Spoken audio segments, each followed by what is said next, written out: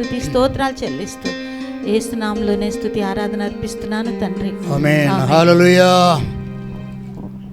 మరొకసారి అందరికీ ప్రభునామమున వందనాలండి. చప్పట్లు కొట్టి ప్రభువును కనపరుద్దాం. ఎవరైనా నిద్రావస్థలో ఉంటే మెలకువగా ఉండి కొన్ని నిమిషాలు వాక్యాన్ని ధ్యానం చేస్తున్నప్పుడు ఈ ఆదివారమున ఈ సమయంలో ప్రభువు మనకు ఎటువంటి సందేశం అందిస్తారో మన ఆత్మలకు అవసరమైనటువంటి వాక్యాహారాన్ని మనం తీసుకోవడానికి సిద్ధపడి ఉందాం. దయచేసి క్రొత్త నిబంధన గ్రంథంలో కొరింథు సంఘానికి పౌలు భక్తుడు రాసిన పత్రిక మొదటి కొరింథీయులకు 10వ అధ్యాయం తెరవండి. పౌలు భక్తుడు కొరింథు పట్టణంలో ఉండే సంఘానికి 2 ఉత్తరాలు రాశాడు. అందులో మొదటి పత్రిక 10వ అధ్యాయంలో ఉన్న ఒక మాట చదువుకుందాం. నేను చెప్పే వర్తమానాల్లో సాధారణంగా నేను ఎక్కువసేపు చెప్పడం నాకు ఇష్టం లేదు. ఏదో గంటలు దీర్ఘమైన ప్రసంగాలు మనకు అవసరం లేదు. కొంచెమైనా చాలు వాక్యము విని గ్రహించగలిగితే ఆ వాక్యములో ఉండే బరువును, ఆ భారాన్ని మనము మన హృదయాలకు తెచ్చుకుంటే ఆ వాక్యంలో ఉండే ఎసెన్స్, సారాంశాన్ని మనము ఆత్మీయంగా అనుసరిస్తే దేవుడు దీవిస్తాడు. కాబట్టి ఎంతసేపు మన వాక్యం ఉంటున్నాం అనేది కాదు. ఈరోజు పాస్టర్ గారు కొంచెమే చెప్పాడు, ఈరోజు ఎక్కువ చెప్పాడు. నేను పాటగడిలో ఉన్నప్పుడు అది నా సంఘం కాదు, అంటే ఆ సంఘం అంటే నేను స్థాపించిన సంఘం కాదు, లేకపోతే మనం పెట్టుకున్న సంఘం కాదు. అది ఆ కుటుంబం, ఆ సంఘానికి ఒక ఓనర్ ఉన్నాడు, ఒక కుటుంబ సంఘం అది. వారి కుమారులు 3 వాయిద్యాలు వాయిస్తారు, సంఘంలో సహకరిస్తారు. వాళ్ళ తండ్రి గారు వ్యవస్థాపకుడు, తల్లి ఆమె సేవకురాలు, సేవ చేస్తుంది, పెద్ద ఉద్యోగం చేస్తుంది, సేవ కూడా చేస్తుంది. ఆయా సందర్భాలలో నేను కొంచెం వాక్యం ఎక్కువ చెబితే ఆయన వచ్చేవాడు.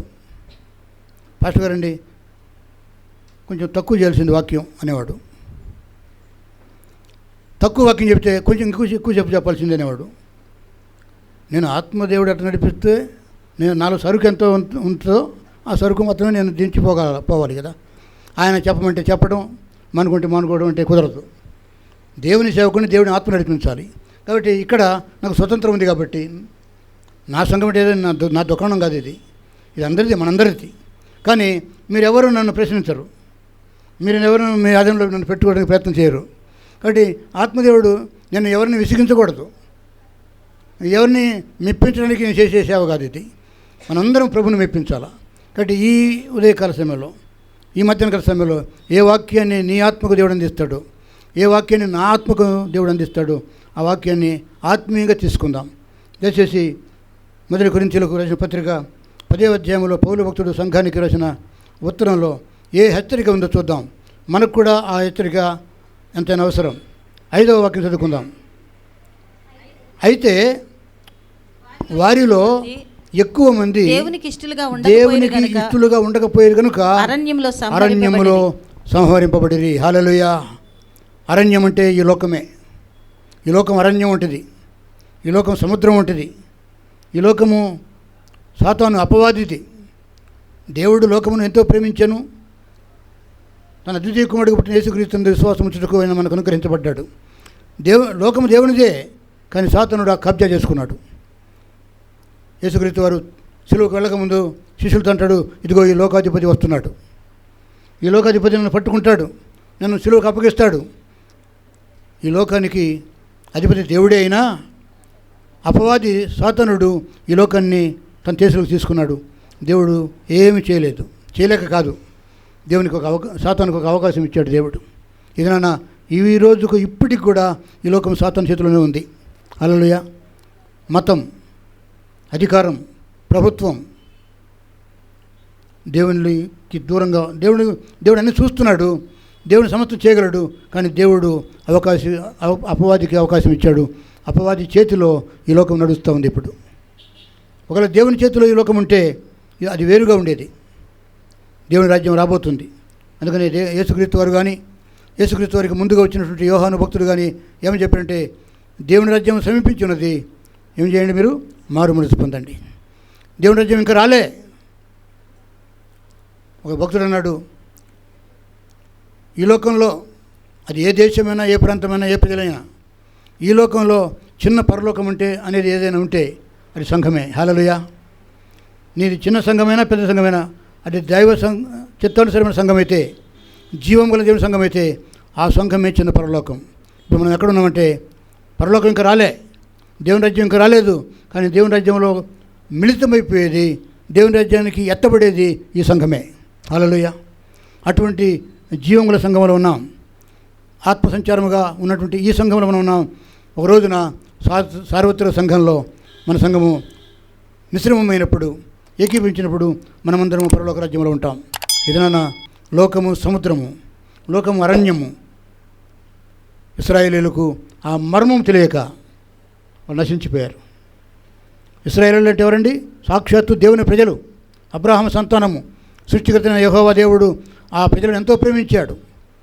అయినను వారి తప్పిదములను బట్టి, వారి పితరుల పాపాన్ని బట్టి వారు ఐగుప్తులో 430 సంవత్సరాలు చెరలో ఉంచబడ్డారు. వారు దాసత్వానికి అప్పగించబడ్డారు. వారు మూలిగారు. అబ్రహాము దేవా, ఇస్సాకు దేవా, యాకోబు దేవా, నువ్వేమైపోయావు? మాకెందుకు విడుదల లేదు? మాకెందుకు ఈ దాసత్వం? మేము నశించిపోతున్నామని చెప్పి కేకలు వేసి మొత్తుకుంటే మోషేను దేవుడు పంపించాడు. మోషే నాయకత్వం వహించి 11 రోజుల్లో పోవలసినటువంటి ప్రయాణము 40 సంవత్సరాలుగా చేశాడు దేవుడు. ఎందుకు తెలుసా? వారు మాట వినేవారు కాదు. భక్తి చేస్తారు, పాపం కూడా చేస్తారు. పాపం పాపమే, ప్రార్థన ప్రార్థనే. దేవునికి భయపడతారు, అదే సమయంలో లోకాన్ని ప్రేమిస్తారు. ఇశ్రాయేలీయులు అప్పుడే నవ్వుతారు, అప్పుడే ఏడుస్తారు. వారి స్వభావం మంచిది కాదు. అందుకని వారిని కట్టుబాటులో పెట్టడం కోసం దేవుడు వారికి 11 రోజుల ప్రయాణాన్ని 40 సంవత్సరాలుగా చేశాడు. అరణ్యంలో త్రోవ పుట్టించి, వారి ముందు అగ్నిస్తంభము, వారి వెనక మేఘస్తంభం, వారి పైన మేఘస్తంభాన్ని కల్పించి అనేక విధములుగా వారు నడిపించాడు. అయినను అక్కడ ఒక మంచి మాటను చదువుకున్నాం కదండి. అయితే వారిలో ఎక్కువ మంది, అందరు కాదు, 6 లక్షల కాల్బలం, అంటే దాదాపు 20 లక్షల మంది వారు ప్రయాణంలో ఉన్నారు. అరణ్యంలో ప్రయాణం చేస్తున్నారు. 40 సంవత్సరాలు అక్కడే గుడారాలు వేసుకుంటున్నారు, అక్కడే తింటూ త్రాగుతున్నారు, మళ్ళీ అక్కడే పిల్లలు పుడుతున్నారు, అక్కడే వివాహాలు చేస్తున్నారు. ఆ 40 సంవత్సరాల్లో ఒక తరం గతించిపోయింది, మరొక తరం వచ్చింది. అలా వెళ్ళారు. అయితే వారిలో చాలామంది, వారిలో కొందరు, వారిలో ఎక్కువ మంది దేవునికి ఇష్టలుగా ఉండలేకపోయారు, దేవుణ్ణి సంతోషపెట్టలేకపోయారు. దేవుడు అన్నీ అనుగ్రహిస్తున్నా కూడా వాటిని తింటూ త్రాగుతూనే వారు వ్యభిచరిస్తూ, విగ్రహారాధన చేస్తూ, అన్యులతో సాహసం చేస్తూ, వారి పిల్లల్ని వీలు చేసుకుంటూ, వీళ్ళ పిల్లలు వాళ్ళకిస్తూ దేవునికి తిరుగుబాటు చేశారు. వారిలో ఎక్కువ మంది దేవునికి ఇష్టలుగా లేక వారు అరణ్యంలోనే చచ్చారు. వారి శవములు అరణ్యములు రాలిపోయినాయి. ఎందుకు తెలుసా? దేవునికి వారి ఇష్టమే, కానీ వారు దేవునికి ఇష్టలుగా ఉండలేకపోయారు. దేవుడు అందరినీ ప్రేమిస్తున్నాడు. అన్ని మతాల వారిని, అన్ని జాతుల వారిని, నల్లోలను తెల్లోలను ఏ భేదం లేకుండా దేవుడు అందరినీ ప్రేమిస్తున్నాడు. కానీ మనుషులే దేవుణ్ణి ప్రేమించలేకపోతున్నారు. మనము దేవునికి ఇష్టలుగా సోకాళ్ళు క్రైస్తవులు అనబడిన వారు కూడా ఈనాడు ఎవరైనా క్రైస్తవులు చెప్తున్నాం, కానీ దేవునికి ఇష్టంగా మనం ఉండలేకపోతున్నాం. హెబ్రీ పత్రిక 11వ అధ్యాయం అంటాడు, ఎవరంటే దేవునికి ఇష్టలు? విశ్వాసము లేకుండా దేవునికి ఇష్టలుగా ఉండట అసాధ్యము. నీలో విశ్వాసము లేకుండా ఈరోజు యేసుప్రభులో విశ్వాసం ఉంచుతావు, రేపు దీంట్లో విశ్వాసం వెలుపెడతావు. నీ విశ్వాసం స్థిరముగా లేదు. ఒక్క యేసుక్రీస్తునందే నీకు విశ్వాసం ఉందా? నిజమైన నిశ్చయత, రక్షణ నిశ్చయతతో నేను ఈ ప్రభువుని నమ్ముతానని చెప్పి కష్టమైన, నష్టమైన, చావైన, బ్రతికైన ఈయనలోనే ఉంటానని చెప్పి నువ్వు నిశ్చయం చేసుకుంటున్నావా? అలా ఉండడం లేదు. మనం క్రైస్తవులే అన్ని ఆచారాలు పాటిస్తున్నాం, క్రైస్తవులే అవి ఇవి చూస్తున్నాం, ఇంకా ఆ లెక్కలు ఈ లెక్కలు చూస్తున్నాం. ఆ ముహూర్తం, ఆ తిథి నక్షత్రం, ఆ శకునం, ఈ మంత్రం, ఈ తంత్రం అని చేస్తున్నాం. దేవునికి ఇష్టలుగా ఉండలేకపోతున్నాం, అని చిత్తం నెరవేర్చలేకపోతున్నాం. సోకాల్డ్ ఇశ్రాయేలీయులు, దేవుని చేత నియమించబడిన దేవుని ప్రజలుగా చెప్పబడినట్టు ఇశ్రాయేలీయులు, వాళ్ళు దేవుని చిత్తాన్ని గ్రహించలేక, దేవుని చిత్తాన్ని వారు అనుసరించలేక, దేవునికి ఇష్టలుగా ఉండలేక వారు నశించిపోయారు.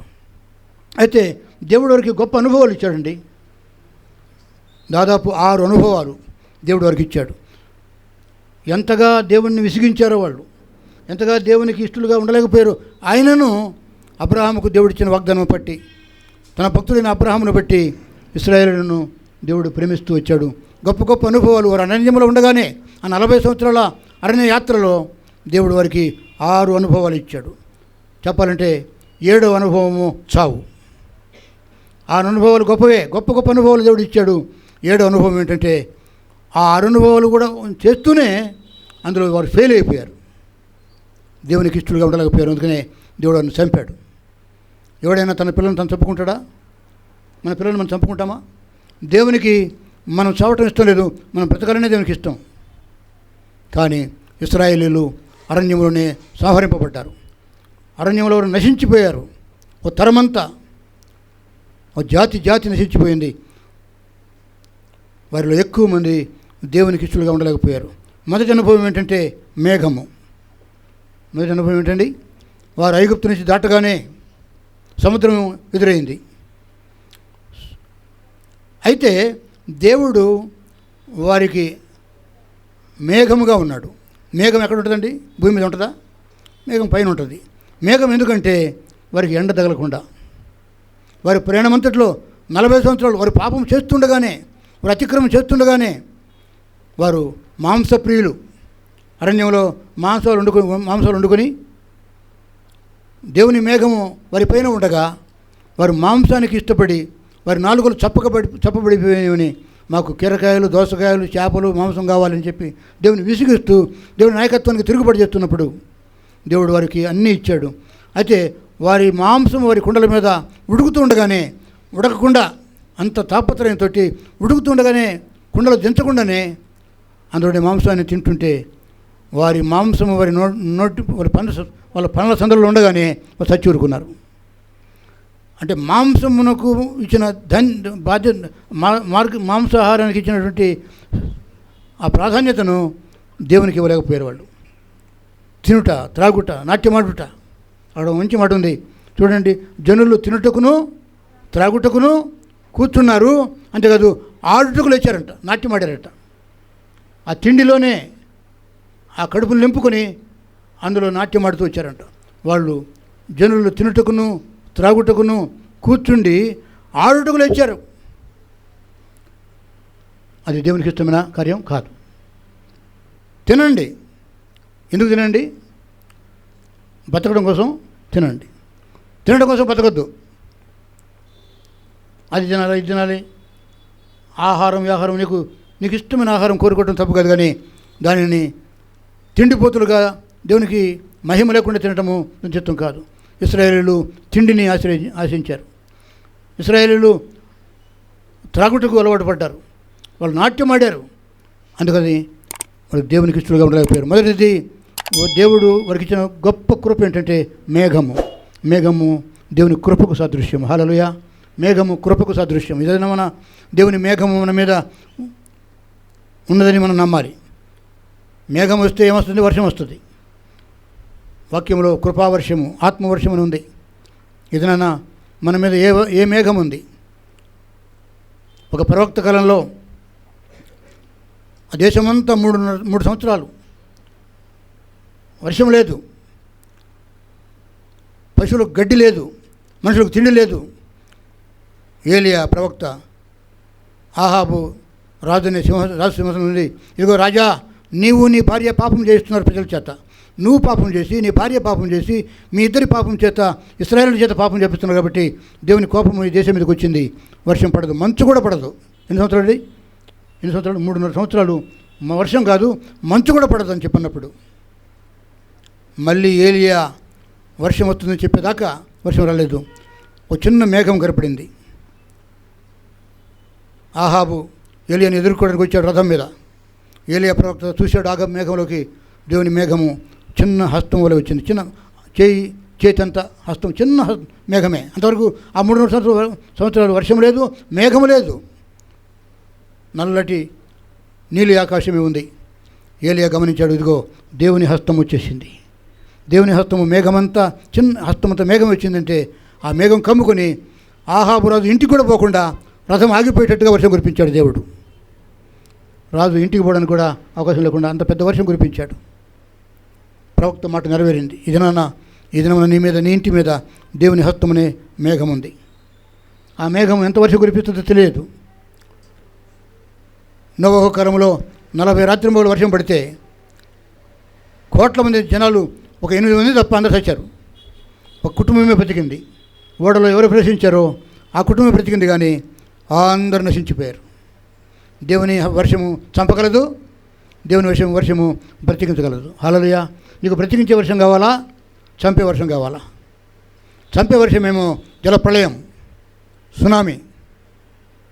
బ్రతికించే వర్షము అది మేఘము కొంచెమే ఉండొచ్చు, కానీ పెద్ద వర్షము దేవుని కృప నీకు చాలు, నా కృప నీకు చాలు. ఇశ్రాయేలులకు దేవుడిచ్చిన గొప్ప అనుభవాల్లో మొదటి అనుభవము మేఘము. చూడండి ఆ మాట చూడండి. సహోదరులారా, 10 అధ్యాయము 10 వచనంలో ఉందన్నమాట. సహోదరులారా, ఈ సంగతి మీకు తెలియకుండా నాకు ఇష్టం లేదు. పౌలు భక్తుడు సంఘంతో మాట్లాడుతున్నాడు. ఏమంటాడంటే, అదేతనగా మన పితరులందరూ మేఘము క్రింద ఉండిరి. ఈ దినమున నువ్వు మేఘం కింద ఉన్నావా, సూర్యుని కింద ఉన్నావా? సూర్యుడైనే, నిత్యసూర్యుడైనే, కానీ మేఘం ఉంటే నీకు చల్లదనం ఉంటుంది. ఎండాకాలంలో మనం ఏం కోరుకుంటామండి? ఏసీ కోరుకుంటాం. ఎంత పేదవాడైనా ఈ రోజుల్లో ఏసీ పెట్టుకుంటాడు, కనీసం కూలర్ పెట్టుకుంటాడు. ఏమి లేకపోతే నాలంటాడు ఫ్యాన్ పెట్టుకుంటాడు. ఏమండి, చల్లదనం కోరుకుంటాం ఎండాకాలంలో. దేవుడు నిన్ను నన్ను కనికరించి ఆయన చిన్న హస్తమంతా, ఆయన హస్తమే మనకు మేఘము. హస్తమంత మేఘము నీ ఇంటి మీద ఉందేమో చూసుకో. దేవుని మేఘము క్రింద ఉంటే నీకు క్షేమము, నీకు భద్రత. ఆయన కృపావర్షము, ఆత్మవర్షం నీకు కుమ్మరించబడినప్పుడు ఆయన మేఘము చల్లదనం నీకు ఇస్తుంది. నీ ముఖం వాడిపోదు, నువ్వు కృంగిపోవు, కృషించిపోవు. ఏ పరిస్థితి ఏదైనా సరే, నీ చుట్టూ సాతానుడు చెలరేగి వాడి దూతలు నిన్ను బాధ పెడుతున్నప్పుడు, శత్రువు నీ మీద తిరుగుబాటు చేసినప్పుడు అవన్నీ నిన్నేం చేయలేవు. ఎందుకంటే దేవుని హస్తం అనే మేఘము నీ మీద ఉంది. ఇశ్రాయేలుకు దేవుడిచ్చిన గొప్ప అనుభవము, మొట్టమొదటి అనుభవం ఏంటంటే, 6 అనుభవాలలో మొట్టమొదటి అనుభవం ఏంటంటే మేఘము. ప్రశ్నించుకో. ఈ ఉదయకాల సమయంలో, ఈ మధ్యాహ్నకాల సమయంలో, ఈ ఆదివారమున దేవుని మందిరంలో నువ్వు ఉన్నావు. చాలామంది గ్రామాల్లో ఉన్నారు. దేవుని నమ్మిన వారి కుటుంబాల మీద, వారి జీవితాల మీద, లేక నీ మీద, నా మీద మేఘం ఉందా? మేఘం ఉందా? నీ బ్రతుకు, నీ ప్రవర్తన, నీ స్వభావము, నీ ఆలోచనలు, నీ అలవాట్లు ఎట్లా ఉన్నా నేను హస్తము, ఆ మేఘము నీ మీద ఉండబట్టే నువ్వు చల్లగా ఉన్నావు. హల్లెలూయా. నీవు, నీ పిల్లలు, నీ వ్యాపారము, నీ ఉద్యోగము, నీ జీవితం గడుస్తూ ఉంది. నీ భయము, నీ ఆవేదన, నీ అదురుడు నీకుండగా తన మేఘముతో నిన్ను తృప్తిపరుస్తున్నాడు. మేఘంతో నిన్ను చల్లని కృపతో నడిపిస్తున్నాడు. మేఘ అనుభవం నీకుందా? రెండవది సముద్రము. వారు సముద్రంలోకి వెళ్ళకముందే మేఘం వారిని ఆవరించింది. హల్లెలూయా. ఎందుకంటే ఎన్ని దినాలు వారు అక్కడ ఉన్నారో సముద్రం పాయలు కావడానికి దేవుని కోసం కనిపెట్టుకుంటూ ఇశ్రాయేలు భయపడి వణుకుతున్నారు జనాలు. మోషే కూడా భయపడ్డాడు. ప్రజలు తిరుగుబాటు చేసి రాళ్ళు విసులు కొడతారేమో చెప్పి మోషే భయపడ్డాడు. కానీ దేవుడు అన్నాడు, మోషే నువ్వు ప్రార్థించడం మానే. ఎందుకు ప్రార్థన చేస్తున్నావు? ఊరక ఇదిగో ఊరక నేను నిలబడి నా రక్షణ చూడు. నీ చేతిలో నేను ఒక కర్ర ఉంచాను, కర్ర ఎత్తి సముద్రాన్ని ఆజ్ఞాపించమంటే మోషే కర్ర ఎత్తినప్పుడు సముద్రం పాయలైపోయింది. 2 వైపులా 2 గోడల్లాగా నీళ్లు నిలబడిపోయాయి. ఇప్పుడున్న ఎర్ర సముద్రం మీదనే దేవుడు అప్పుడు అద్భుతం చేశాడు. ఇప్పుడున్న ఎర్ర సముద్రం మీద యుద్ధం జరుగుతుంది. ఇప్పుడు ఇశ్రాయేలుకు హమాస్ వారికి యుద్ధం జరుగుతూ ఉంది. బాంబులు పేలుతూ ఉన్నాయి అక్కడ సముద్రం మీద. ఆనాడు ఇశ్రాయేలుకు దేవుడు ఏం చేసినట్టే మోషే కర్రను చూపగా ఆ యొక్క సముద్రం 2 పాయలుగా అయిపోయింది. 6 నెలలను వారు నడిచారు. హల్లెలూయా. వారు సముద్రం గుండా వెళ్ళారు. అది నది కాదు, వాగు వంక కాదు, అది మహాసముద్రం, రెడ్ సీ. సముద్రం దాటడానికి దేవుడు కృప చూపించాడు. ఈ దినమున నువ్వు మేఘం క్రింద ఉన్నావు, అది సముద్రం గుండా పోవాలి. హల్లెలూయా. ఈ లోకము సముద్రం అనుకున్నాం కదండి. సముద్రం దాటిన తర్వాత ఏమొస్తుంది? అరణ్యం వస్తుంది. అందులో సంతోషం ఉండదు, అందులో ఆనందం ఉండదు. కానీ దేవుని సన్నిధి, దేవుని మేఘము నేను నడిపిస్తూ ఉంటుంది. దేవుని మేఘము క్రింద ఇశ్రాయేలు నడిచారు, అది సముద్రం గుండా వెళ్ళారు. ఒక మంచి మాట ఉంది. 2వ వచనం చూడండి. 1 కొరింథీయులకు 10వ అధ్యాయం 2వ వచనంలో అందరూ మోషేను బట్టి, అంటే మోషే యొక్క నాయకత్వంలో, దైవికమైన నాయకత్వంలో, దేవుడు ఏర్పాటు చేసిన నాయకత్వమైనటువంటి ఆ ప్రవక్తన మోషేను బట్టి మేఘములోను సముద్రంలోనూ ఏం చేశారంటే వారు బాప్తిసం పొందారు. వాస్తవానికి ఇశ్రాయేలు ఎవరు బాప్తిసం పొందలేదండి. మన బాప్తిసం ఏంటంటే అది చెరువు అయినా, బావి అయినా, లేకపోతే చిన్న డబ్బా. మన చర్చిలో వేరే అవకాశం లేదు కాబట్టి ఒక డబ్బాలో బాప్తిసం ఇస్తాం. నీటిలో ముంచడమే బాప్తిసం. బ్యాప్టిజం అంటే ముంచడం అని అర్థం.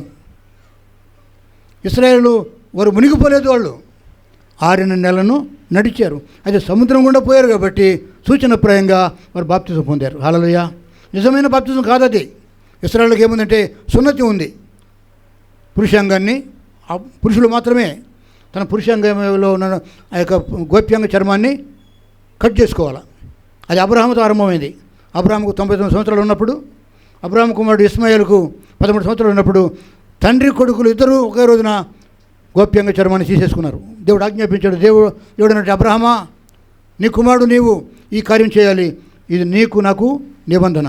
దేవునితో ఇశ్రాయేలుకు దేవుడు చేసిన నిబంధన ఏంటంటే, ఇస్మాయిలీలకు అదే నిబంధన, అంటే ఇస్లాం సహోదరులకు అదే నిబంధన, ఇశ్రాయేలుకు కూడా అదే నిబంధన. మనకు అదే నిబంధన లేదు. మనకు నీటి బాప్తిజమే నిబంధన. మనం ఎవరము గోప్యాంగ చర్మం తొలగించుకొని సున్నతి చేసుకోలేదు. పురుషులం, ఇక్కడ ఉన్న పురుషులం ఎవరము గోప్యాంగ చర్మం తొలగించుకోలేదు. కానీ నమ్మి బాప్తిజం పొంది సున్నతి కంటే గొప్ప అనుభవానికి వచ్చాం. హల్లెలూయా. మన హృదయాలు సున్నతి చేయబడ్డాయి, మన ఆత్మలో సున్నతి చేయబడ్డాం. మనకు ఆ ఆచారం ఇప్పుడు అవసరం లేదు. అబ్రహాము, ఇస్మాయిలు, ఆ తర్వాత వారి సంతానమంతా ఆ గోప్యాంగ చర్మాన్ని తొలగించుకోవడంలో ఆ నిబంధన పాటించారు. ఈనాడు మనకు ఆ నిబంధన లేదు. నమ్మి బాప్తిస్మ క్రమములో యేసయ్య ఆజ్ఞ ప్రకారంగా నమ్మి బాప్తిస్మ రక్షింపబడను, నమ్మని వానికి శిక్ష విధింపబడను చెప్పిన మాట ప్రకారంగా మనము బాప్తిస్మ క్రమంలో ఉన్నాం. ఇశ్రాయేలులకు తెలియకుండానే బాప్తిస్మ పొందినట్టుగా పౌలు భక్తులు అంటాడు, వారు సముద్రం గుండా వచ్చారు. మేఘం ఉంది, మేఘం కింద చల్లగా నడుస్తున్నారు. అదే సమయంలో సముద్రం కూడా వచ్చారు. సముద్రం కూడా వచ్చి వారు బాప్తిస్మ క్రమాన్ని పాటించారా అన్నట్టుగా పౌలు భక్తుడు నాడు ఆత్మీయ అనుభవం చెబుతున్నాడు. ఇది మన వారికంటే గొప్ప అనుభవం మనకుంది. ఇప్పుడు ఆ మేఘం మనకు కనపడదు, కానీ ఆ మేఘం కనపడకుండా ఏ రోజుకు ఆ రోజే దేవుని హస్తము మా మీద ఉంది. ఆయన మేఘం కింద నేను ఉన్నానని ఓ తృప్తితో మనం జీవిస్తున్నాం. హల్లెలూయా. ఎంత కష్టమైనా, ఎంత బాధ అయినా, ఎంత కరువు అయినా, ఎంత కాటకమైనా, ఎంత వేదన ఉన్నా రాత్రి పడుకొని తెల్లవారుజామున లేస్తున్నాం. మనము మరణానికి అప్పగించబడలేదు. వారైతే ఇశ్రాయేలు దేవునికి ఇష్టలుగా ఉండక నశించిపోయారు. ఇదనమున నువ్వు నేను ఇంకా బ్రతికున్నాం. ప్రేమ దేవుని ప్రజా, మన దుర్మార్గతను బట్టి, మన అపవిత్రతను బట్టి దేవుడు మనల్ని మరణానికి అప్పగించలేదు. ప్రేమ దేవుని పిల్లరా, ఈ దినమున దేవుని మేఘము నీ మీద ఉందని నమ్ముతున్నావా? ఆ మేఘం క్రింద నువ్వు నడవాలి. ఆ మేఘం నడిపించిన కూడా నువ్వు నడవాలి. ఆ మేఘం నడిస్తే నువ్వు నడవాలి. మేఘం ఆగితే ఆగాలి. మనం అనేకసార్లు చేస్తుంటే దేవుని మేఘం అనే హస్తాన్ని మనం పట్టించుకోం. నా ఇష్టం, మేఘం ఉన్నా నేను పోతాను, మేఘం లేకపోయినా నేను పోతా. దేవుని మేఘాన్ని, దేవుని క్రమాన్ని నువ్వు పాటించవు. కానీ దేవునికి నువ్వు ఇష్టడుగా ఉండగలవా? ఆయన మాట వినకుండా నువ్వు దేవునికి ఇష్టడుగా ఉండట అసాధ్యము. మూడవదిగా మొదటిది మేఘమైతే, రెండవది సముద్రము, అనగా మూడవది బాప్తిస్మం. తెలియకనే వారు బాప్తిస్మం పొందారు. ఈనాడు ఇశ్రాయేల్ దేశంలో 100కి 3 మాత్రమే క్రైస్తవులు. ఇశ్రాయేలు అందరూ కూడా దేవుని పిల్లలే, వారు యెహోవా దేవుని పిల్లలు. ఇంకా వాళ్ళు దేవుని కోసం 3వ ఆలయాన్ని సిద్ధపరుస్తున్నారు. 2 సార్లు ఆలయం కూల్చబడింది. 3వ ఆలయాన్ని వారు సిద్ధపరుస్తున్నారు. అందుకే ఇప్పుడు యుద్ధం. 3వ ఆలయాన్ని సిద్ధపరుస్తున్నారు. 5 ఎర్రటి పేయలను దేవునికి బలి ఇవ్వడానికి సిద్ధపరుస్తున్నారు. అక్కడున్న ఒక మతం వారికి ఉన్నటువంటి దేవాలయాన్ని పడగొట్టి అక్కడే స్థాపించాలని మందిరం, యెహోవాకు మందిరం కట్టించాలని ఆశపడుతున్నారు. కానీ అందుకే యుద్ధం వస్తుంది. ప్రపంచ యుద్ధానికి దారి చేయవచ్చు. ఇది మనం ప్రార్థిద్దాం. ప్రభువా, శాంతి, ప్రపంచ శాంతి కోసమై నీవు శాంతి సమాధానకర్తవు అని మనం ఇశ్రాయేలు మధ్య, ఆ యుద్ధం చేసేవారి మధ్య శాంతి నెలకొల్పటకు మనం ప్రార్థన చేద్దాం. అది ప్రపంచ యుద్ధంగా మారకుండా, ప్రపంచ యుద్ధం వస్తే ప్రభు వచ్చేస్తాడు, ఆలస్యం చేయడిగా. ప్రియమైన దేవుని పిల్లరా, దేవుని హస్తమనే మేఘం క్రింద మనం నడుస్తున్నాం. సముద్రం గుండా మనం వెళ్తున్నాం. అయితే మనం చావటం లేదు. ఈ ఒడ్డు దాటి ఆ ఒడ్డుకు దాటుతున్నాం. ఒక్క కోడి పిల్ల కూడా చచ్చిపోలేదంట. అన్ని క్షేమంగా బయటకు అవతలకు చేరుకున్నాయి. ఆయనను వారు దేవునికి ఇష్టలుగా ఉండలేకపోయారు. మొదటిది మేఘము, రెండవది సముద్రము, మూడవది బాప్తిస్మము. ఆ తర్వాత ఏముందంటే 3వ వచనం చూడండి. అందరూ ఆత్మతమైన ఒక్క ఆహారమునే భుజించిరి, అందరూ ఆత్మతమైన ఒక పానీయమునే పానం చేసిరి. ఒక్క ఆహారము, ఒక్క పానీయము. హల్లెలూయా. మనకున్న ఒక్క ఆహారము ఆదివారము ప్రభు బలలో చేస్తాము. ఆ ఒక్క ఆహారము ఆ రొట్టె. ఆ ఒక్క రొట్టె అది యేసుక్రీస్తు వారి శరీరము. ఒక్క ఆహారమును వారు భోజించారు. ఆ ఆహారం ఏంటో తెలుసండి? మన్నా కురిపించి ఆకాశం నుంచి మన్నా కురిపించాడు. దేవదూతలు తినే ఆహారాన్ని దేవుడు కురిపించాడు. వారు ఆశపడి అది తినటానికి మధురంగా ఉంది, అది మంచి వాసన, కొత్తిమీర లాంటి గింజల లాంటి ఆహారం పడుతూ ఉంది, రేపు మళ్ళీ కురుస్తుందో లేదో అని చెప్పి ఇశ్రాయేలు దురాశతోటి తట్టలు నింపుకుంటే అప్పటికి మాత్రమే తిన్నారు. కానీ మరుసటి రోజు దాచుకున్నవి పురుగులుగా మారిపోయాయి, మురిగిపోయింది. దేవుని వాక్యము మురిగిపోకుండా ఎప్పటికప్పుడే మనము మన ఆత్మలకు ఆహారంగా తీసుకోవాలి. దేవుని వాక్యము మన్నా కంటే శ్రేష్టమైనది. మన్నా అంటే ఇది ఏమిటి అని అర్థం. Hallelujah. What is this? Manna అంటే ఎన్న. అరవంలో ఎన్న అంటారు కానీ ఎన్న అంటే ఏంటని అర్థం. మన్నా అనే దానికి అర్థం లేదు. ఆకాశం నుంచి కురిసింది కాబట్టి వాక్యము మన్నా కంటే శ్రేష్టమైనది. వాక్యం అనే ఆహారము నీ ఆత్మకు లభిస్తూ ఉంటే గొప్ప అనుభవం కాదా? ఇశ్రాయేలు ఒక్క ఆహారమునే భుజించారు. వారి ఇష్ట ప్రకారం అయితే ఒకడు కోడి కోసుకుంటాడు, ఒకడు గొర్రె పుట్టలను కోసుకుంటాడు, ఇంకొక ఆహారం తింటాడు. దేవుని చిత్తం ఏంటంటే మనమందరం ఒకే ఆహారం తినాలని దేవుని చిత్తం. అది శరీర సంబంధమైన ఆహారం కాదు. వాక్యమునే ఒకే ఆహారం. ఎంత గొప్ప సతీష్ గారు చెప్పినా అదే ఆహారము, స్టీఫెన్ పాల్ గారు చెప్పినా అదే ఆహారము, ఇంకొక భక్తుడు చెప్పినా, ఇంకొక పాస్టర్ చెప్పినా ఆహారం అదే. అది ఆహారం ఆకాశం నుంచి వచ్చింది. హల్లెలూయా. అది ఎందు వాక్యముండెను, వాక్యము దేవుని యొద్ద ఉండెను, ఆ వాక్యమే దేవుడైండెను, ఆ వాక్యమే కృపాసత్య సంపన్నుడుగా శరీరధారిగా మన మధ్య నివసించను. హల్లెలూయా. ఎందుకు మనుషులు అటు ఇటు పరిగెత్తున్నారు? స్థానిక సంఘంలో వాక్యం లేదా? ఏమి చూసి ఇక్కడికి వెళ్తున్నారు? నేను ప్రశ్నించను, కానీ మనం ప్రశ్నించుకోవాలి. నన్ను నేనే ప్రశ్నించుకోవాలి. నేను మనకు సంఘం ఏర్పడిన తర్వాత పాటిగడలో ఉన్నప్పుడు కానీ ఇప్పుడు కానీ ఏ మీటింగ్కి నేను పోను. ఎందుకంటే దేవుడికి సరిపోయేంత పరిచయం ఇచ్చాడు నాకు. అక్కడికి పోవాల్సిన అవసరం లేదు, అక్కడికి పరిగెత్తాల్సిన అవసరం లేదు. వెళ్ళటం తప్పని నేను అన్నాను. నెలలో 2-3 సార్లు నాకు ఉత్తరాలు వస్తాయి పాస్టర్స్ ఫెలోషిప్ గురించి. మొన్న కూడా ఒక పాస్టర్ గారు నాకు అమ్మూరిపల్లిలో కలిసి, అయ్యగారండి మన ప్రకాష్ నగర్లో పాస్టర్స్ ఫెలోషిప్ పెడుతున్నాం, మీ చర్చలు కూడా పెడతాం అంటే నేనేం చెప్పలేకపోయాను. ఎందుకంటే ఫెలోషిప్లు అవసరమే, కానీ పరిచర్య కంటే అవి గొప్పవి కావు. హల్లెలూయా. దేవుడిచ్చిన పరిచర్య కంటే అవి గొప్పవి కావు. ఏమన్నా మనుషులు అక్కడికి ఎదుగు పరిగెత్తున్నట్టే అది కావాలి ఇది కావాలి. నేను ఒక వార్త విన్నాను. ఇక్కడ ఎవరో ప్యారడైజ్లో ఒక సంఘం, దాని పేరు ఆ సంఘం పేరు తల్లి సంఘం అంట. తల్లి సంఘం ఎక్కడుందండి? నువ్వు ఏ సంఘంలో ఉంటే అదే తల్లి సంఘం. సంఘం ఎప్పుడు తల్లి కాదు, సంఘము వధువే. ఆమేన్. యేసుక్రీస్తు వారికి రాలే. వధువు అంటే పెళ్లి కుమార్తె. పెళ్లి కుమార్తెకి వివాహంగా తల్లి ఎట్టయిందండి? పెళ్లి కుమార్తె సంఘము యేసయ్య వచ్చి ఆయన గొర్రెపిల్ల వివాహ మహోత్సవంలో సంఘాన్ని వివాహం ఆడితే అప్పుడు సంఘం భార్య అవుద్ది. మనం కన్నట్టుగా సంఘం పిల్లల్ని కందవు.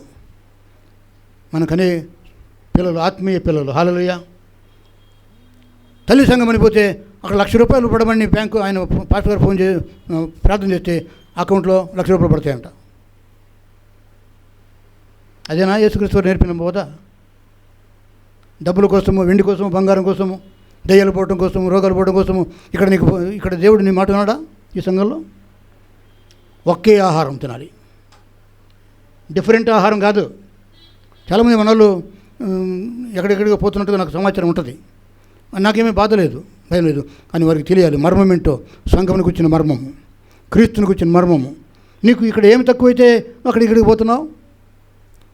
నీకు వాక్యము లేక, ప్రార్థన లేక, సహవాసం లేక, ఏమి లేకపోతున్నావు అంటే నీకేదో వేరే ఆశలు ఉన్నాయి. ఇశ్రాయేలు అంట వారు చెడ్డవాటిని ఆశించారంట. చూడండి అక్కడ ఉంది ఆలోచించండి. వారు ఆశించిన ప్రకారము మనం చెడ్డవాటిని ఆశించకున్నట్టు ఈ సంగతులు మీకు దృష్టాంతములుగా ఉన్నాయి. మీరు చెడ్డవాటిని ఆశించొద్దు. చెడ్డదంటే దేవుడు నియమించిన సంఘం కంటే ఇంకేదైనా నువ్వు ఆశపడితే అది చెడ్డదే. నీ ఇంట్లో సరిగ్గా ఉండలేవు కానీ వీధిలో ఉంటావా సరిగ్గా? ఇంట్లో నమ్మకంగా ఉండు. మోషే దేవుని ఇల్లంతలో నమ్మకంగా ఉన్నాడు. యేసుక్రీస్తు వారు దేవుని ఇంటిపైన నమ్మకం ఉన్నాడు. ఇంటిపైన నమ్మకం ఉండాలి, ఇంట్లో నమ్మకంగా ఉండాలి. మోషే నాయకత్వం మాకు దేవుడు ఇచ్చాడు. నేను మోషే కంటే గొప్పని కాకపోవచ్చు, మోషే లాంటి పరిచర్య మాకుంది. మేము దేవుని ఇంటి మీద నమ్మకంగా ఉంటాం. క్రీస్తు నా ఇంటి మీద నమ్మకం ఉన్నాడు, మోషే ఇంట్లో నమ్మకం ఉన్నాడు. నేను మీలాంటి వాడిని, నేను కూడా మోషే ఎట్లాగా దేవుని ఇంట్లో నమ్మకంగా ఉన్నాడు, నేను నమ్మకంగా ఉండాలి. యేసుక్రీస్తు ఎప్పుడు నమ్మకంగా ఉన్నాడు మన విషయంలో. ఆయన మేఘం మన మీద ఉంది. సముద్రంలో ఉన్నా మనల్ని చంపలేదు. మనం బాప్తిజం తెలియకనే బాప్తిజం పొందాం, నమ్మి బాప్తిజం పొందాం. ఇప్పుడు ఒక్క ఆహారమును మనం తినాలి. ఒక్క ఆహారం తినండి. నీకు సంఘంలో వచ్చే ఆ వాక్యం సరిపోకపోతే నీ సొంతంగా చదువుకో, వాక్యం చదువుకో, లేకపోతే విను ఇంట్లో. నీ ఇంట్లోనే ఉండు. నేను దేవుడు ఎక్కడ ఉంచాడో నీ ఇంట్లోనే ఉండు. వాక్యాన్ని విను, తిను, బలం పొందు. కానీ అక్కడికి పరిగెత్తొద్దు. అది దేవుని చిత్తం కాదండి. ఎందుకంటే ఈ రోజుల్లో దుర్బోధ ఎక్కువైపోయింది. మోసకరపు బోధలు ఎన్నో ఉన్నాయి. దైవజనులే దుర్బోధకులుగా మారిపోయారు. నేను ఎవరిని విమర్శించుకు విమర్శనం చెప్పట్లా. నా మట్టుకు నేను జాగ్రత్తగా ఉంటున్నా. ప్రభా, నేను ఎక్కడ కూడా ఎవరిని మోసపరిచే బోధన చేయొద్దు. వాక్యములో ఉన్నది ఉన్నట్టుగా నేను ప్రకటించాలి. ఆ కృప నాకు అనుగ్రహించమని నేను మాట్లాడుతున్నా. నేను ప్రభుత్వం మాట్లాడుతున్నా. ఎన్ని బలహీనతల వల్ల ఉన్నప్పటికీ కూడా దేవుని వాక్యము ప్రకటించే బాధ్యత మాకుంది. దేవుని వాక్యాన్ని వినిగ్రహించే బాధ్యత నీకుంది. ఒక్క ఆహారమునే నేను తినాలి, ఒక్క ఆహారమునే నువ్వు భుజించాలి. ఒక్క ఆహారము ఒక్క గ్రంథంలో ఉంది. ఈ గ్రంథంలో ఉంది. నా బైబిల్ వేరే, ఆయన బైబిల్ వేరే కాదు. అది పెద్ద బైబిల్, చిన్న బైబిల్ కాదు. అక్కడ పెద్ద క్రీస్తు లేడు, ఇక్కడ చిన్న క్రీస్తు లేడు. క్రీస్తు ఎక్కడైనా పెద్దవాడే, ఘనుడే. ఈ దినమున నీవు మేఘము క్రింద ఉన్నావు, సముద్రం అనే అరణ్యంలో ప్రయాణం చేస్తున్నావు. నడిపించేవాడు ఆయనే. 6 నెలలు నడుస్తావు. నువ్వు మునిగిపోవు, నువ్వు చచ్చిపోవు. అయితే నువ్వు తెలియకుండానే, వారైతే తెలియకుండా బాప్తిజం పొందారు, నువ్వు తెలుసుకుని బాప్తిజం పొందావు. 4వదిగా ఒక్క ఆహారం అనగా క్రీస్తుని ఆహారాన్ని, ఆయనే మనకు జీవాహారంగా చేయబడ్డాడు. ఆయననే తింటున్నాం. ఈ అనుభవం నీకుందా? తృప్తిపడండి. అక్కడేదో ఉందని చెప్పి పిట్టకథల కోసము, నవ్వించే నవ్వుల కోసము పుక్కిటి పురాణాలు చెప్పినట్టుగా, లేకపోతే ముసలమ్మ ముచ్చట్లు ఉన్నట్టుగా పోవద్దు. వాక్యాన్ని నీకు తృప్తిగా లేకపోతే నీవు దేవుని దగ్గర కూర్చో. మరియమ్మ ఏ విధంగా దేవుని సన్నిధిలో కూర్చొని ఆయన దగ్గర శ్రేష్టమైన పరలోక మర్మాలు ఉన్నదో నువ్వు దేవునితో మాట్లాడు. ప్రభువా, నా సంఘంలో వినే వాక్యం నాకు తృప్తి కలగట్లేదు, నా ఇంట్లో నేను ఉన్నాను, నాకు నేర్పించమని చెప్పి నీకు సమయం తీసుకో. రోజుకు 1 గంట సేపు బైబిల్ చదువు. దేవునితో మాట్లాడతాడు. ఎందుకు అక్కడికి ప్రయత్నం? వ్యర్థం కదా, సమయం వేస్ట్. నువ్వు దేవునితో ఉండలేక మనుషులతో ఉండడానికి ఇష్టపడుతున్నావు. జాగ్రత్త. చెడ్డవాటిని నేను ఆశించి దేవుని దూరం కావద్దు. 4వదిగా క్షమించండి, 4వది ఒక్క ఆహారము. అది యేసుక్రీస్తు వారు యొక్క శరీరం అనే రొట్టె ఆహారం తింటున్నాం. ఆ తర్వాత 5వదిగా ఒక్క పానీయము. సమరయ స్త్రీతో ఏమన్నాడండి? నేను ముగిస్తున్నాను. సమరయ స్త్రీతో ఏమన్నాడంటే, నువ్వైతే యాకోబు బావిలో నీళ్ళు తాగుతున్నావు, ఈ నీళ్ళు తాగితే మళ్ళీ నువ్వు తప్పుకుంటావు. నేను ఇచ్చే నీళ్ళు తాగితే అది ఎలా ఉంటుంది? నీ కడుపులో నుంచి ఊరిడి నీటి బుగ్గ వలె ఉంటుంది. నేను ఇచ్చే నీళ్ళు తాగితే నువ్వు మళ్ళీ తప్పుకున్నావు. అమ్మాయి ఏమర్చిపడిందంటే, అవునయ్యా, నువ్వు ఇచ్చే నేను నాకు కావాలి, మళ్ళీ నేను ప్రతిరోజు ఈ బావికి రాకుండా ఆ నీళ్లు నాకు ఇవ్వమంటే ఆయన నీళ్ళు ఇవ్వలేదు, ఆమె ఇస్తే ఏం తాగలేదు, ఏం ఇవ్వలేదు. కానీ దేవుని యొక్క జీవజలము అది అర్థం కాదు, మనకు అనుభవిస్తేనే తెలుస్తుంది. ఒక్క ఆహారం అంటే ఆయన శరీరము, ఒక్క పానీయం అంటే ఆయన రక్తమే. మనం తెలియకుండానే ఆత్మీయంగా విశ్వసించి ఆ రక్తమే మనల్ని బ్రతికిస్తూ ఉంది. ఆ రక్త ప్రోక్షణలో మనం విశ్వాసం కొనసాగుతున్నాం. అరణ్యం అనే సముద్రంలో, లోకంలో మనం ప్రయాణం చేస్తున్నాం. 6వదిగా చివరిదిగా ఒక్క బండ. ఎందులో చేసిన నీరు? క్రీస్తు అనే బండ. మోషే కాలంలో 20 లక్షల మంది దప్పికొన్నారు. అరణ్యంలో వారు ప్రయాణం చేస్తున్నారు. దప్పిక అవుతుంది. నీరు తాగడానికి ఇక్కడ వాగు లేదు, వంక లేదు, నది లేదు. అరణ్యంలో తిరుగుబాటు చేశారు. మోషే, మాకు ఐగుప్తుల సమాధులు లేవా? తిండి లేదు, తెప్పలేదు, దప్పికైతే నీరు లేదు అని చెప్పి తిరుగుబాటు చేసి ఆ రాళ్లతో కూడా చంపడానికి ఇష్టపడ్డప్పుడు, తిరుగుబాటు చేసినప్పుడు మోషే ప్రార్థించాడు, అయా దేవా, వీళ్ళను నన్ను నడిపించమన్నావు, నడిపిస్తున్నాను. వీళ్ళని నేను కన్నానా? నన్ను బాధ పెడుతున్నారు వీళ్ళకి నీళ్లు కావాలంటే అని చెప్పంటే దేవుడు ఏమన్నాడంటే, మోషే, అక్కడ ఒక బండ ఉంది, ఆ బండతో మాట్లాడు అన్నప్పుడు ఆ మోషేకు మనసు బాగలేక, వీళ్ళ ప్రవర్తన చూసి తట్టుకోలేక ఆ కోపంలో, విసుగుదనంలో మాట్లాడమంటే బండను కొట్టాడు, కర్రతో కొట్టాడు. అందుకని మోషే పోగొట్టుకున్నాడు. నేను మాట్లాడమంటే నువ్వు కొట్టావు కదా, నీరు వచ్చింది, నది ప్రవహించి బండల నుంచి వచ్చే నీరు ప్రవహించింది, తృప్తిగా నీళ్లు తాగారు, జనాలు బాగానే ఉన్నారు, కానీ మోషేకు శిక్ష వచ్చి పడింది. మాట్లాడమంటే కొట్టావు. మోషే ఎంత భక్తుడైనా ఎంత ప్రవక్తైనా ఆడు కూడా ఒక మనిషే కాబట్టి మానవ స్వభావం మోషేను తొలగించింది. నువ్వు అక్కడి దాకా వస్తావు కానీ నువ్వు పాలసీని ప్రవేశించే దేశం చూస్తావు కానీ అందులోకి ప్రవేశించవు, ఎందుకంటే నువ్వు ఆజ్ఞను పాటించలేదు. మోషే పోగొట్టుకున్నాడు. గొప్ప నాయకుడే, గొప్ప ప్రవక్తే. ఒక్క బండ నుంచి నీరు వచ్చింది, ఆ బండ క్రీస్తే. హల్లెలూయా, ఆ బండ క్రీస్తే. మనం మా ఇంట్లో రెండవసారి మాకు నీళ్లు అయిపోతే ఇల్లు కట్టుకునేటప్పుడు ఇంకొక బోర్వెల్ వేయాల్సి వచ్చింది.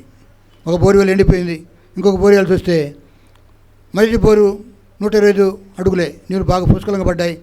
రెండోసారి ఇల్లు పడగొట్టి కట్టేటప్పుడు నీరు అయిపోయింది, ఇంకొక బోర్వెల్ వేయాలి సార్ అని చెప్పన్నారు మేస్త్రి. మళ్ళీ ఖర్చు పెట్టుకుని బోర్వెల్ వేస్తే 225 అడుగులు వేసిన నీళ్ళు పడలే, బండ పడింది. బండ పడ్డప్పుడు చాలా చాలా చాలా ఖర్చు అయిపోయింది నాకు. చాలా బాధపడ్డ ప్రభు, నీ సేవకుడిని ప్రార్థన చేసి కొబ్బరికాయ కొట్టలేదు, లేకపోతే మంత్రం చేయలేదు, పూజ చేయలేదు, నిన్ను నమ్మి బోర్వెల్ వేసాం, 225 అడుగులు వేసాము. వాళ్ళేమో సార్ మా మిషన్ పాడైపోతుందిగా, ఎందుకంటే మేము ఎక్కువ వేయలేము, ఆపేస్తున్నామని చెప్పి తీసేశారు. అయినను విశ్వాసంతో సబ్మర్జిబుల్ మోటార్ పెట్టుకున్నా. ఇప్పుడు నీరు పాత దానికంటే ఎక్కువ నీళ్ళు అందులోంచి వస్తున్నాయి నాకు నీళ్ళు. హల్లెలూయా. బండలో నుంచి నీళ్ళు వస్తే మురికి ఉండదు, బండలో నుంచి బురద నీళ్ళు రావు, బండలో నుంచి స్వచ్ఛమైన నీళ్ళు వస్తాయి. హల్లెలూయా. నాకు దేవుడు నా ఇంట్లో అనుభవం ఇచ్చాడు, ఆయన ప్రేమ నన్ను చూపించాడు. ఇప్పటికీ అందులో మంచి నీళ్ళు నాకు వస్తున్నాయి, బండలో నుంచి నీళ్ళు. ఇది చిన్న అనుభవం ఇది, కానీ యేసయ్య మనకు బండ అయి ఉన్నాడు. బండలాంటి యేసుక్రీస్తు వారిలో నుంచి ఒక మంచి నీరు వస్తుంది, జీవజలం. ఆయన జీవాహారము, ఒక్క ఆహారం తిందాం.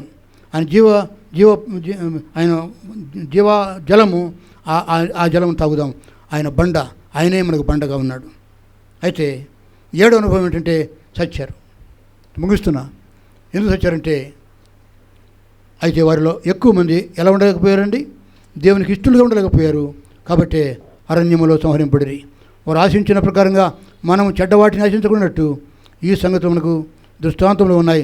చెడ్డవాటిని మనం ఆశించొద్దు. దేవుని చిత్తానికి వెలుపట అంత చెడ్డే. నువ్వు తెలుసుకోవాల్సింది, ఈ సంఘంలో నువ్వు ఉండుట దేవుని చిత్తమా కాదా నువ్వు తెలుసుకో. ప్రార్థన చేయండి. ప్రభువా, చాలా చాలా సంవత్సరాల నుంచి ఈ సంఘంలో మేము ఉన్నాం, ఈ కాపరి కింద ఉన్నాం, మేము ఇంకా ఈ సంఘంలోనే ఉండాలా, ఎక్కడికైనా వెళ్ళిపోవాలా? అడగండి దేవుణ్ణి. దేవుడు పొమ్మంటే వెళ్ళిపోండి, ఉండమంటే ఉండండి.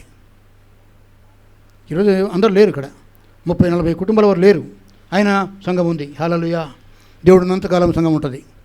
ఆయన దీపస్తంభాన్ని తీసేస్తే నేనేం చేయలేను. నేను దీపస్తంభం కాదు, సంఘం దీపస్తంభము అని జ్యోతిర్మయుడు ఆయన ప్రకాశిస్తూ ఉన్నాడు. వెలిగించవలసిన బాధ్యత ఆయనది. ఆయన మనం వెలిగిస్తాడు, సంఘాన్ని వెలిగిస్తాడు. జనమున అక్కడికి ఇక్కడికి పరిగెత్తి నువ్వేం పొందుకోలేవు. ఇక్కడ లేనిది అక్కడ లేదు. దేవుని సహవాసము, మనుషుల సహవాసం కోరుకోవద్దు. పాస్టర్ గారు ఎంత మంచోడు చెడ్డోడు అది కాదు. ఇక్కడ దేవుని సన్నిధి ఇక్కడ ఉందా లేదా అడుక్కోండి. ఇక్కడ దేవుని సన్నిధి ఉంది అనుకుంటే ఇక్కడే ఉండండి. ఇక్కడ దేవుని సన్నిధి లేదనుకుంటే వెళ్ళిపోండి. నేనెవరిని? పొమ్మటానికి నేనెవరిని? రమ్మటానికి నేనెవరిని? నా కోసం మీరు రావట్లేదు, మీకోసం నేను రావట్లేదు. నా సేవ నా కోసమే, నీ సేవ నీ కోసమే. వారు చెడ్డవాటిని నశించారు. దేవుని చిత్తానికి వెలుపట అంత చెడ్డే. అది మంచిగా కనపడుతుంది నీకు. ఇది నాన్న ప్రశ్నించుకోండి. ప్రభువా, ఈ సంఘ సాహసంలో ఉండాలి, ఇది నిశ్చిత్తమా కాదా అడగండి. నిజంగా వెళ్ళిపోమంటే వెల్కమ్, నో ప్రాబ్లం. ఎవరి వలన ఎవడు బతకడు, దేవుడు బ్రతికితేనే మనం బతుకుతాం. ఆమేన్. అభిప్రాయ భేదాలు వస్తాయి. ప్రభు అన్నాడు, అభ్యంతరం కలుగుగా మానవు. అభ్యంతరం కలుగుట మానవు. అవి కలుగుతూ ఉంటాయి మనుషులు కాబట్టి. అభిప్రాయ భేదాలు వస్తాయి, అభ్యంతరం కలుగుతాయి. అంత మాత్రం చేత నీ ఇష్టం కాదు. ఎవరి వలన అభ్యంతరం కలుగునో వాడికి శ్రమ. నా వలన అభ్యంతరం కలిగితే అది నాకు శ్రమ. నీ వలన అభ్యంతరం కలిగితే నీ యొక్క పంతము, నీ పట్టింపు కోసం ఉంటావా పోతావా అది నీ ఇష్టం. కానీ దేవుని చిత్తం నెరవేరుస్తావా, నీ చిత్తం నెరవేర్చుకుంటావా? నాకు ఈ మాటలు ఎందుకు వస్తున్నాయో తెలియదు, నేను కావాలని చెప్పట్లే. ఒక మేఘము, ఒక అగ్నిస్తంభము, అక్కడ పరిశుద్ధాత్మ దేవుడు రాయలే, అగ్నిస్తంభం గురించి రాయలే. ఒక ఆహారము, ఒక బాప్తిస్మము, ఒక సంఘము, ఒక నాయకుడు, ఒక పరిచర్య, చాలు. ఎన్నో ఎందుకండి అన్ని పెట్టుకొని దేవుని గొలుపుడికి పోతావా? ఒకటి చాలు. ఒక దాంట్లో నమ్మకంగా ఉండు, దేవుని దీవిస్తాడు. చెడ్డవాటిని ఆశించారు, అంతేకాదు తినుటకు త్రాగుటకు కూర్చున్నారు, ఆడుటకు లేచారు, విగ్రహారాధన చేశారు, ఇతరుల దేవతలను గురించి వారి విగ్రహాలను పెట్టుకుని పూజించారు, వ్యభిచరించారు, ప్రభువును శోధించారు. అందుకనే దేవుడు వారిని సంహరించాడు. ఇదన మనలో ఎవరు చనిపోవటము, ఆత్మీయంగా చనిపోవటం దేవుని చిత్తం కాదు. మనం బ్రతుకుదాం, ప్రభు కోసం బ్రతుకుదాం. ప్రభు నిరంతరం జీవిస్తాడు. ప్రభువును సాయించును గాక. ఆమెను. హల్లెలూయా. మహా గొప్ప దేవ మా యేసయ్య, మిగిలిన కొన్ని నిమిషాలను మనం ఆత్మీయంగా నడిపించి మహిమ పొందండి అయ్యా. ఆ ఒక్క పానీయము, ఆ ఒక్క ఆహారం తినడానికి మాకు ఇచ్చిన కృపను బట్టి మీకు స్తోత్రాలు. ఈ బలను మీ పిల్లలు సిద్ధపరుస్తున్నారు. పరిచారకులను దీవించండి, గ్రామాలను దర్శించండి, త్వరలో వారిని నడిపించండి. వారి తిరుగు ప్రయాణంలో క్షేమం అనుగ్రహించండి. అక్కడ జరుగుతున్న వివాహాల్లో, వారి యొక్క గృహప్రవేశాల్లో, వారి యొక్క ఇతరమైన పనుల పట్టణాలలో వారికి మీ తోడుగా ఉండండి. స్థానికంగా ఉన్నటువంటి మీ పిల్లలందరినీ దీవించండి. నిజమైన ఎవరెవరు మీ సంఘంలో లేరు, ఏ కారణం చేత లేరు, వారితో మీరు మాట్లాడండి, నాతో మాట్లాడండి అయ్యా. ఈ సంఘము మీదని, మీరు స్థాపించిన సంఘమని, మీతో మేము ఉన్నామని మేము నమ్ముతున్నాం. మా కుటుంబాలను, మా సంతానములను దీవించండి. మా వ్యాపారాలను, ఉద్యోగులను దీవించండి. మాకు ఇచ్చిన పరిచర్యను దర్శించండి. ఇశ్రాయేలు 6 అనుభవములు పొంది కూడా వారు నశించిపోయారు. వారు మీకు ఇష్టలుగా ఉండలేకపోయారయ్యా. మేమంటే మీకు ఇష్టమే, కానీ మేము మీకు ఇష్టలుగా ఉండుట అవిశ్వాసములకి వెళ్ళిపోతున్నామేమో. మీరు క్షమించండి, దీవించి నడిపించండి. మీ బలలో చేయవేస్తున్నాం. ఈ రొట్టెను మీ శరీరం గాను, ఈ పాత్రను మీ రక్తం అభిషేకించుకోండి. దీవించి పంపించండి. మా దశమ భాగములు, మా స్వేచ్ఛార్పణ మురుకుబడులు అంగీకరించండి. మమ్మల్ని అంగీకరించండి. మా హృదయాలను స్వీకరించండి. దీవించి నడిపించండి. యేసు నామములో అడిగి పెట్టుకుంటున్నాము తండ్రి. ఆమేన్. హల్లెలూయా. తండ్రి దేవుని ప్రేమ, ప్రభువైన యేసుక్రీస్తు వారి కృప, పరిశుద్ధాత్మ దేవుని అన్యోన్య సహవాసము, ప్రియ సంఘ సహవాసంలో ఉన్న మనందరికీ, మన కుటుంబాలకు, సంతానములకు, సమస్తమునకు, సంఘమునకు, పరిచర్యకు, సకల పరిశుద్ధులకు, ప్రపంచ సంఘానికి, ప్రపంచ ప్రజలకు, ప్రభుత్వాలకు ఇప్పుడెల్లప్పుడు సదాకాలం తోడుగా ఉండి కాపాడి భద్రపరిచి దీవించి స్వస్థపరిచి విజయ పదవులు నడిపించును గాక. ఆమేన్. హల్లెలూయా. యేసు రక్తమునకే జయం. ప్రభు యేసు రక్తమునకే సంపూర్ణ విజయం. అపవాది క్రియలకు అంత నాశనము కలుగును గాక. ఆమేన్. ఆమేన్. ఆమేన్.